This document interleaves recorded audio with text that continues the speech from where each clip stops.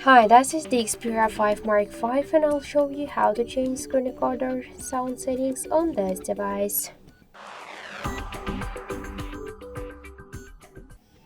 So first open the control panel and find here screen recorder icon.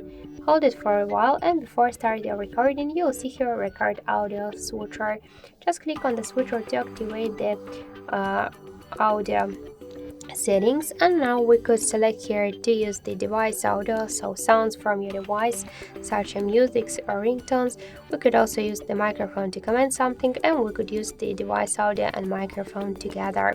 We could also record the mood videos by click on this switcher, and that's it. So thank you for watching, and if you like this video leave thumbs up and subscribe.